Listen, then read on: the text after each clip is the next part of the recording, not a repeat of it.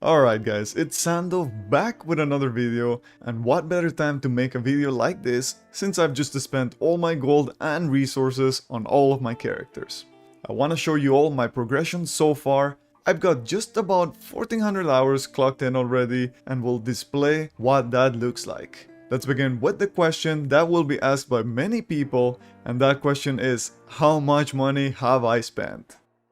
Total money I have spent in what would be considered buying power would be $100 for the Platinum Founders Pack, $30 for the Premium Pass that rewards you with a lot of materials, and $50 for 5 character expansion coupons, bringing the total money spent just under $200.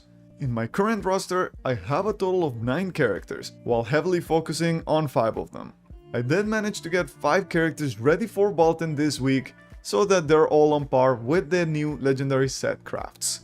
These 5 characters are my Scrapper, Deadeye, Sharpshooter, Solfest, and Deathblade. As many of you know, I did quit the Korean and Russian server to go all out in this server since this is the region I reside on. I took all my experience from Korea and Russia since I believe there is really nothing for me there anymore. I'm gonna be experiencing all upcoming future content and raids when they arrive in our server. Currently I am at roster level 159, with most of my characters being level 57.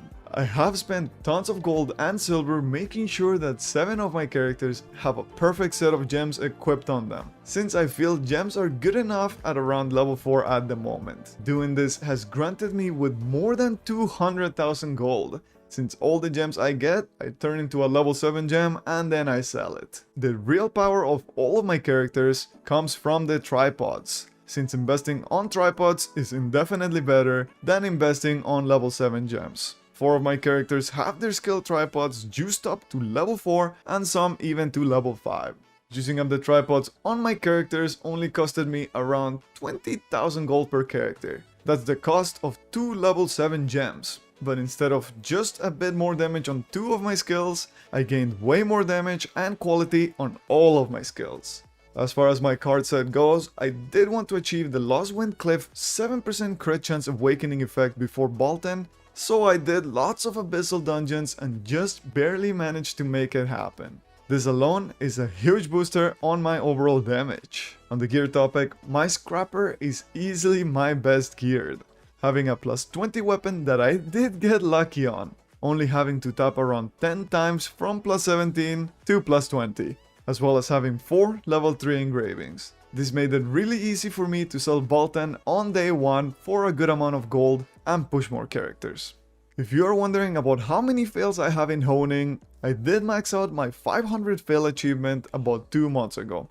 And this was mostly because there was a point where I was hard stuck in tier 2 while everybody else was already in tier 3. Speaking about selling boss runs, this is something that nets me a lot of gold weekly since I do have 5 characters that can sell Argos and I have been doing it for a while now.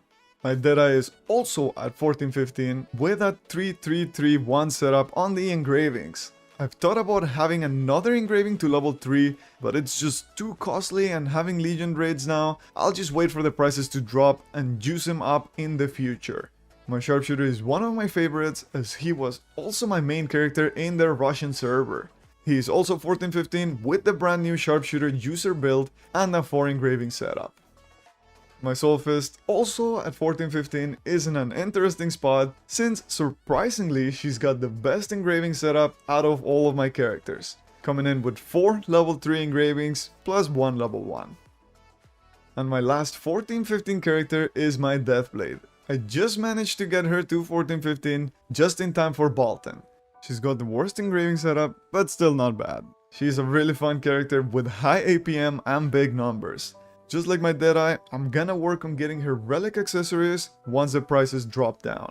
The reason I am not pushing a 6th character is because I am waiting for the upcoming June and July roadmap to make a decision. Before I began playing on this server, I already had my eyes set on being an Arcana main. And that is why I am saving that 6th slot. If Arcana happens to be announced, I'm gonna be dropping everything to make sure she hits 1415 as soon as possible. If she does not get announced, I can easily push my Striker or Sorceress to 1415 instead. I might flip a coin. I like Sorceress, but Striker is more my style. If you are wondering how this is even remotely possible, it's because I hard focused on pushing characters right from the get-go. I made a video long time ago about the importance of pushing characters to 1370, and that is exactly what I did and how I got here. Having characters at 1370 meant I was able to stock up on greater leapstones by doing Una's tasks, Chaos Dungeons, and Guardian raids as well. This alone made it possible, and it definitely paid off in the end. I've also been selling Argos runs for about 8 weeks, selling for an average of 7,000 gold per character.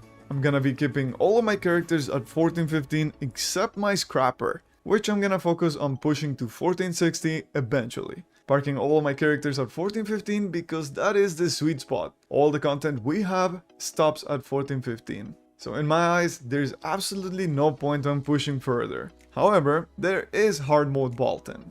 But personally, I'm not gonna spend thousands of resources pushing for hard mode just to get a relic set that I'm gonna eventually get anyway. Also, normal mode will grant me the ability to craft new legendary gear for all of my alt characters that you cannot get by doing hard mode, bringing their damage up and making sale runs much easier. Alright, now let's move on to my collectibles and horizontal content, which I did spend quite some time on. Some of you may know I do have my Astray now, and I'm only missing Relic Baracas, which I would have long time ago. However, I just keep spending my Sun coins for more and more Pirate coins to exchange for Guardian and Destruction Stones weekly for progress. One of these days, I'll eventually get to Baracas. I just managed to acquire 80 Island Souls, which means I now have the turtle ship skin. It was a goal of mine to get this turtle since I started, and I'm just so glad that the Island Soul grind is now over. I have also received every single skill point you can get in the game, except for the Ignia token one, and I think it's going to stay this way for quite a while. I am slowly working on it though. For my World 3 leaves, I did receive my 48th 3 leaf, meaning I now have both the Legendary Compass and the Legendary Charm. That last leaf I needed took me over 65,000 life energy to acquire, but in the end it was worth it. My masterpieces are now at 44, which award me with the legendary Judgment rune. I do have a few characters using this rune, so I am happy I was finally able to get this. I know it did receive a nerf, but I'm still gonna be using it for the time being. I'm not really a Mokoko collector, so we'll just skip through that. And for Giant's Hearts, they have now been completed. So that is my first 100% collectible. Let's now talk briefly about my future plans. As I did say before, if Arcana is announced, he will without a doubt be my new main, and I'll make sure to work hard for that. But if Arcana is not announced, then I'll keep focusing on my Scrapper and get her to hit that 1460 item level so I can receive the Stronghold buff in the future, which will probably drop come Bika's time, since the content there is 1460. This will make it much easier to push other characters to 1415. I'm gonna continue to sell runs with all my characters and eventually save enough gold to purchase a full set of relic accessories for 5 engravings at level 3 in the future once prices drop. And there you have it. I hope you guys enjoyed listening and taking a look at my progression so far. If you enjoyed the video, make sure to hit that like button and don't forget to subscribe. I'll see you guys next time.